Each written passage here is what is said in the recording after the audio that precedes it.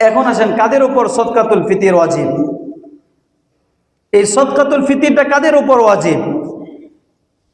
বিগত জুমাতে যারা এই মসজিদে নামাজ আদায় করেছেন তারা জানেন যাকাতের নেসাবের হিসাবটা আপনাদের সামনে উপস্থাপন করেছিলাম যে কাদের উপর যাকাত ওয়াজিব।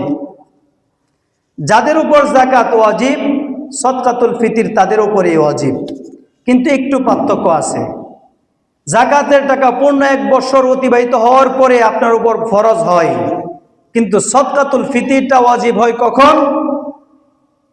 শাওয়াল মাসের চাঁদ উদিত হয় ওই দিন সুবে সাদেকের সময় কারো নিকট যদি 7.5 ভরি স্বর্ণ অথবা 52.5 ভরি রূপার সমপরিমাণ অর্থ সম্পদ যদি আপনার কাছে থাকে, এই সম্পদের মালিক যদি ওই সময়ের মুহূর্তে যদি আপনি হয়ে যান, তাহলে আপনার উপর সদকাতুল ফিতর ওয়াজিব।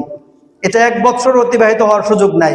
শুধু সামান্য সময়ের মধ্যেও যদি এই যে সুবে সাদেকের সময়, ঈদের দিনের সুবে সাদেকের সময় যদি আপনার নিকট এই পরিমাণ অর্থবিত্ত থাকে বা এই পরিমাণ সম্পদের মালিক আপনি হন, তাহলে আপনি সদকাতুল ফিতর আপনি আদায় করবেন।